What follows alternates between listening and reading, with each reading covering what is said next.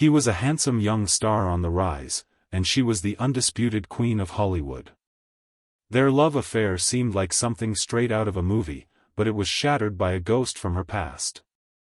So what was the secret heartbreak Barbara Stanwyck carried that made it impossible for her to truly love Robert Wagner? In the world of classic Hollywood, some stars burned so brightly they lit up everything around them. Barbara Stanwyck was one of those stars. For decades, she was the definition of strength, professionalism, and raw talent. She was the tough dame, the survivor, the woman who could play any role and make you believe it. But behind the camera, away from the steely gaze and confident smile, lived a woman who was shaped by tragedy. She carried the scars of a love so deep that it would overshadow all the others. This is the story of the love she lost, and the love she could never really let in. To understand the woman who would one day capture, and then break, the heart of a young Robert Wagner, you have to go back to the beginning. Before she was Barbara Stanwyck, the icon, she was Ruby Stevens, a scrappy kid from Brooklyn. Life came at her hard, right from the start. She was born in 1907, and her world fell apart when she was just 4 years old. In a horrible accident, her pregnant mother was knocked from a moving streetcar by a drunk man. The fall led to a miscarriage and, ultimately, her mother's death. As if that wasn't enough for a child to handle, her father was so overwhelmed by grief that he abandoned his children just 2 weeks later to work on the Panama Canal. He never came back. Ruby and her brother were, for all intents and purposes, orphans. They were bounced between foster homes and the care of their older sisters, often separated and never really feeling stable. But this chaotic, heartbreaking childhood didn't break her, it forged her. It gave her a fierce independence and a core of steel. In his memoirs, Robert Wagner would later write about this, noticing a wary, watchful quality in her. He wrote, "They tend to keep an eye on life because they don't think it can be trusted." For Stanwyck, trust wasn't something you just gave away, it had to be earned. And even then, she always kept a part of herself guarded from a world that had shown its cruel side so early. She learned to rely only on herself. At just 14, she dropped out of school, determined to make her own way. She worked odd jobs until her talent for dancing landed her a spot as a chorus girl, and she eventually worked her way into the famous Ziegfeld Follies. It was on the stage that Ruby Stevens started to become Barbara Stanwyck. A lead role in the 1927 Broadway hit Burlesque made her a star. It was also on Broadway that she met her first husband, the popular vaudevillian Frank Fay. On the surface, they looked like a classic showbiz couple. But behind the scenes, it was a destructive and deeply damaging relationship. Fay was charming, but he was also an alcoholic with a violent temper and a jealous streak. As Stanwyck's star rose in Hollywood, his began to fall, and he couldn't handle it. Their marriage is often cited as a partial inspiration for A Star is Born, the story of a woman whose career takes off while her husband spirals down, fueled by addiction and resentment. Fay was reportedly emotionally and physically abusive. One story even claims he once drunkenly threw their adopted son, Dion, into the swimming pool. Stanwyck had desperately wanted a child, once telling an interviewer, "I want one so badly that it amounts to a phobia." It was rumored her inability to conceive was the result of a botched abortion in her teens. But her relationship with her adopted son, Dion, would become one of the great sadnesses of her life. It was filled with conflict, and they would be estranged for most of his adult life. The marriage to Fay finally imploded, ending in a bitter divorce in 1935. Stanwyck emerged from the wreckage not weaker, but stronger and more determined than ever. She threw herself into the one thing that had never let her down, her work. Director Jacques Tourneur once said of her, "She only lives for two things, and both of them are work." Her professionalism became legendary. She was always prepared, always on her mark, and respected by directors like Frank Capra, who saw her unique mix of vulnerability and toughness. She had built a fortress around her heart with the rubble of a traumatic childhood and a disastrous first marriage. It was going to take a very special kind of man to get past those walls. And for a little while, it seemed like she had found him. In 1936, a year after her divorce from Frank Fay, friends set Barbara Stanwyck up on a blind date. She was hesitant, perfectly happy with her life as a single mother and a working actress. The man she met was Robert Taylor, a handsome, up-and-coming MGM actor who was 4 years younger than her. He was known as the man with the perfect profile, but unlike the arrogant and abusive Frank Fay, Taylor was gentle, kind, and had an old-fashioned chivalry that Stanwyck craved. There was an immediate spark. They both loved the outdoors and hated all the Hollywood pretense. He called her Queen, and she called him Junior. Their relationship wasn't a whirlwind romance, but more of a comfortable companionship that slowly grew into love. Stanwyck, the seasoned pro, became his mentor, guiding his career and helping him become a better actor. In return, he gave her a sense of stability and affection that she had never really known. They even bought ranches right next to each other, creating their own private world away from the studio lights, but in Hollywood, that kind of arrangement never stays private for long. In 1939, Photoplay magazine published an article called Hollywood's Unmarried Husbands and Wives, which called out famous couples who were living together.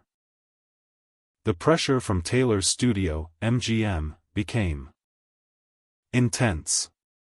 Studio head Louis B. Mayer basically arranged the marriage, insisting they make it official. Their wedding was a strange event. It was a secret, midnight ceremony, and afterward, Taylor reportedly went straight to his mother's house to tell her the news.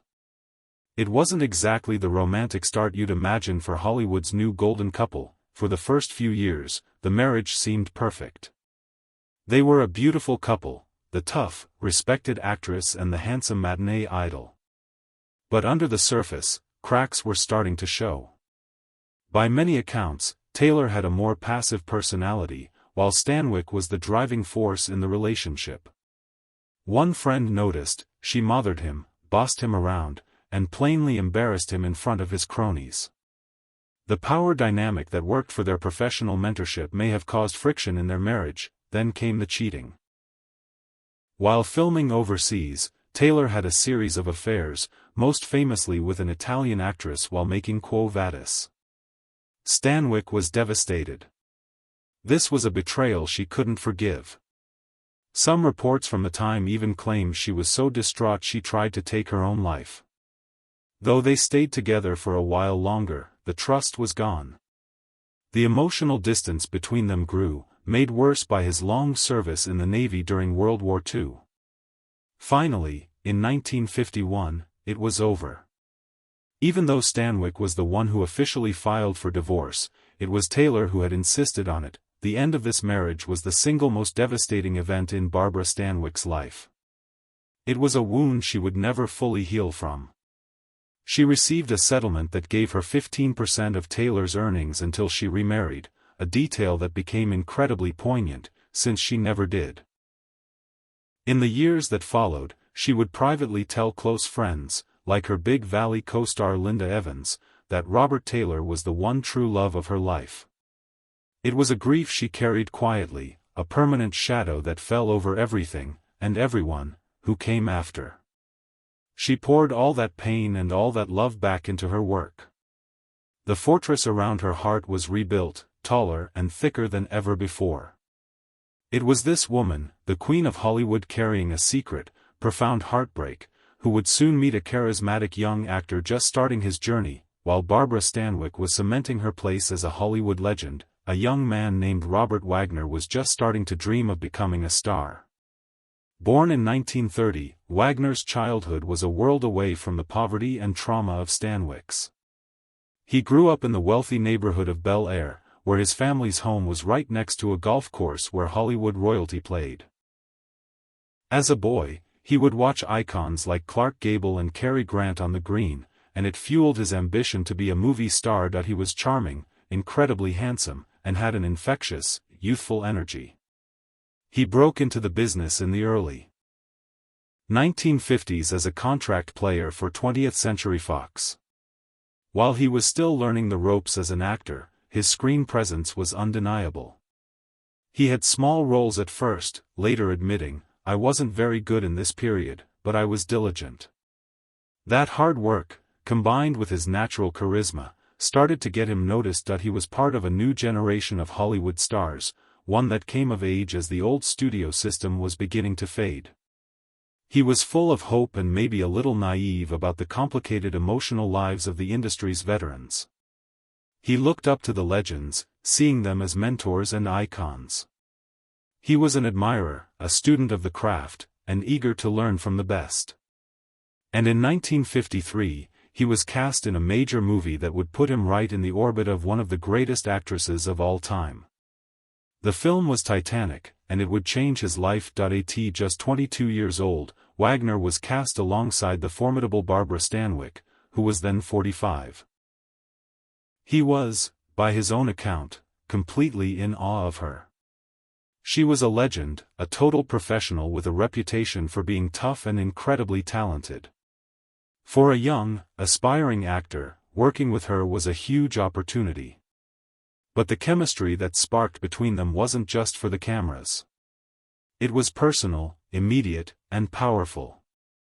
Wagner, the handsome prince on the rise, found himself completely captivated by the reigning queen of Hollywood. He had no idea that the woman he was falling for was still a prisoner of a past love she could never escape. The year was 1952, on the set of the 20th Century Fox production of Titanic. Robert Wagner, known to his friends as R.J., was playing a charming college student who falls for the daughter of an unhappily married society woman.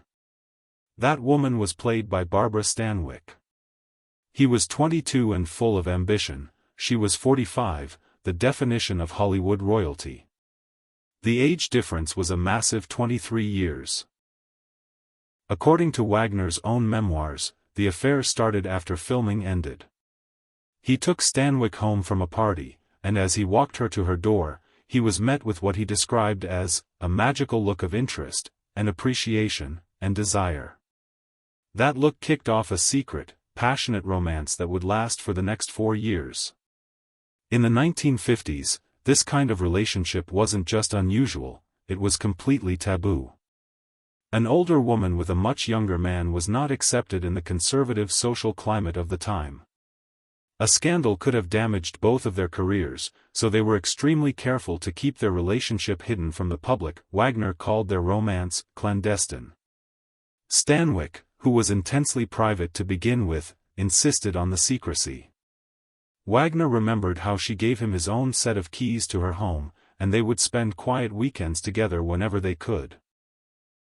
She would cook for him, and they created a small, private world for themselves, far away from the gossip columnists and the judgment of Hollywood. Their relationship was complicated.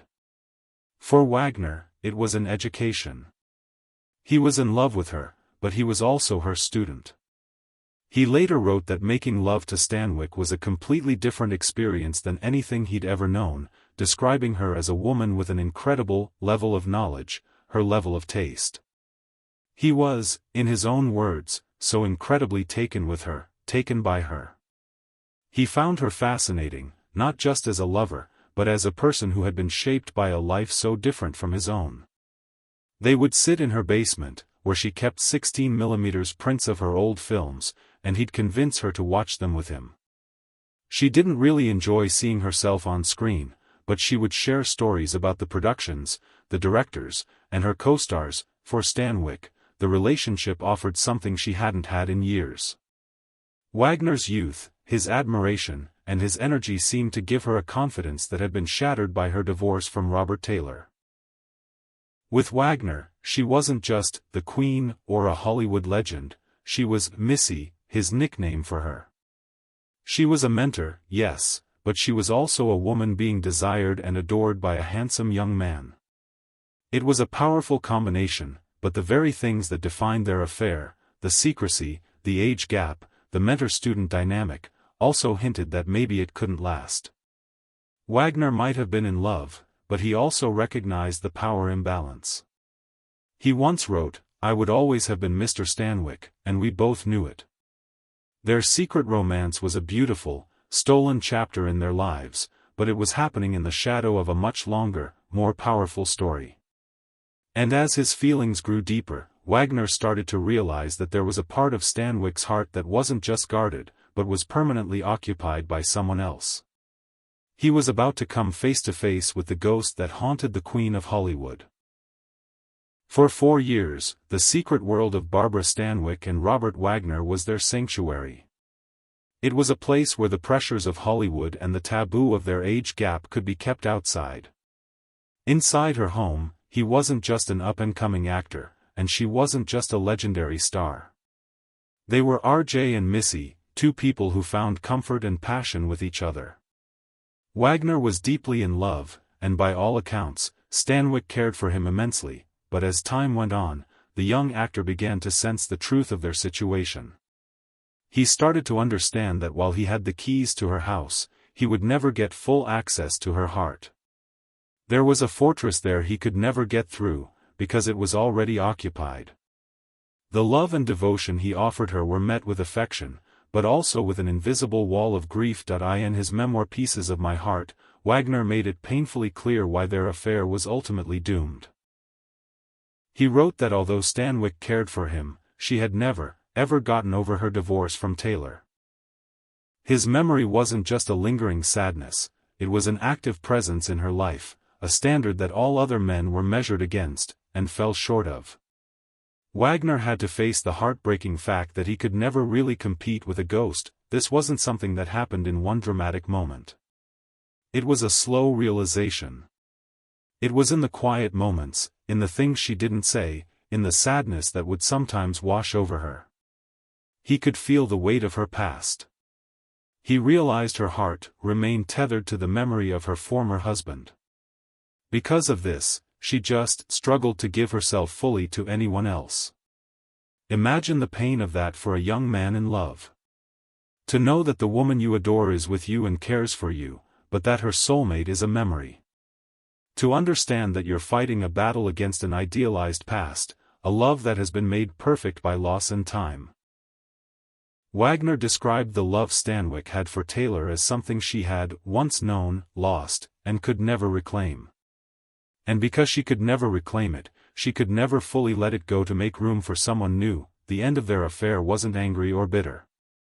It was a quiet, mutual understanding, a sad acceptance of an impossible situation. Stanwyck, the ultimate realist who had been taught by life to only trust what was solid, knew that their relationship had no real future. The age gap was a huge hurdle, one that would have been tough to overcome publicly. But the real obstacle was inside her. She couldn't give Wagner the commitment, the entirety of her love, that he deserved, because it simply wasn't hers to give anymore. It had been given away years ago to Robert Taylor, and so, she was the one who ended it. It was a painful but necessary kindness, both to him and to herself.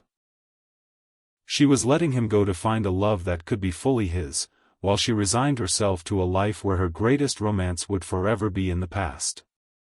Wagner was left with the bittersweet memories of a woman he would always admire, a woman he called one of the most influential figures in his life. He had loved the Queen of Hollywood, but he had learned that even queens have ghosts they can't banish from their castles. After their 4-year affair quietly ended, Barbara Stanwyck and Robert Wagner went their separate ways. Their lives went in very different directions, but they were both forever marked by the time they had shared. Robert Wagner, still young and with a rising career, moved on. In 1957, he married the beautiful young actress Natalie Wood. Their romance became its own Hollywood legend, a passionate, stormy relationship that would see them marry, divorce, and then remarry years later. Wagner's career took off, and he became a beloved star of movies and TV, most famously in the series Heart to Heart. Yet, through all the years, other loves, and other heartbreaks, he never spoke of Barbara Stanwyck with anything but the deepest respect and affection. Decades later, while reading the chapter about her from his memoir aloud to his wife, he became so choked up he couldn't continue. That experience was so painful it gave his book its title, Pieces of My Heart. She was a significant piece of his heart, a woman who had taught him about love, loss, and the complexities of life. For Barbara Stanwyck, the road ahead was a solitary one. She never remarried. True to form, she poured all of her energy into her work, moving easily from film to television and finding a whole new generation of fans as the matriarch Victoria Barkley in the hit series The Big Valley. She remained the ultimate professional, the tough dame, the survivor. She had escorts for Hollywood events, but her romantic life stayed completely private. The fortress around her heart remained locked, and then, in 1969, the ghost that had haunted her for nearly 2 decades passed away. Robert Taylor died of lung cancer at the age of 57.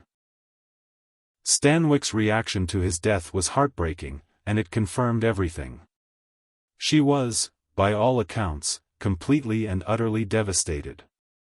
At his funeral, the famously stoic actress openly cried as her friend, Governor Ronald Reagan, gave the eulogy.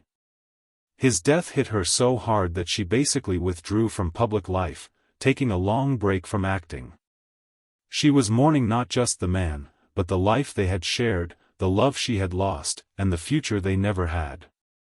It was a deep, all-consuming grief that proved, beyond any doubt, where her heart had always belonged. Years later, long after Robert Taylor's death, a reporter asked Stanwyck about him. Her response was simple and direct. She said, "He was the man I loved most in my life." Another time, she said, "Losing somebody you love by death or divorce is hard. Bob and I didn't stay friends. We became friends again. Time does take care of things. But time never erased the love." She kept a gold cigarette case he had given her for 30 years after their divorce. When the cement block with their handprints at Grauman's Chinese theater cracked, the theater offered to replace it, but she refused. Robert wasn't alive to do it with her, and she couldn't stand the thought of his prints being lost forever. Her profound reaction to Taylor's death puts the end of her relationship with Robert Wagner in an even clearer, more poignant light. It confirms what he had come to understand: he was in love with a woman who was already taken, not by another man, but by a memory more powerful than any living person. The end of their affair wasn't a failure of their affection for each other, but a recognition of a love that was simply too big, too deep, and too lasting to ever be replaced. In the story of Hollywood's golden age, love stories were often crafted by studios and sold to the public. But the story of Barbara Stanwyck, Robert Taylor, and Robert Wagner wasn't a studio creation. It was a deeply human drama about love, timing, and the power of a heart that has found its one true home. So why couldn't Barbara Stanwyck love Robert Wagner? The easy answers, the scandalous age gap, the pressures of fame, were all part of it. But at the center of it all was a much simpler, more tragic truth. It wasn't that she couldn't love him, it was that she couldn't love him completely. Her heart was already promised to the memory of Robert Taylor. He was the great, defining romance of her life, and his loss left a space inside her that no one else could ever fill. Robert Wagner, with all his youth, charm, and genuine love, was a cherished visitor in her life, but he could never be a permanent resident in a heart that was already occupied. He was, as he sadly realized, competing with a ghost. Barbara Stanwyck was a woman of incredible strength, a Hollywood titan who overcame a brutal childhood to become a legend. She could command any screen, master any role, and face down any director. But in the end, the one thing she couldn't command was her own heart. It had made its choice long ago, and it would remain faithful to that choice until the very end. And so, the handsome young prince had no choice but to leave the haunted castle and find his own kingdom, carrying with him a piece of a heart that belonged to Hollywood's lonely, unbreakable queen. If you enjoyed this video, please like, subscribe, and hit the notification bell for more fascinating stories from classic cinema.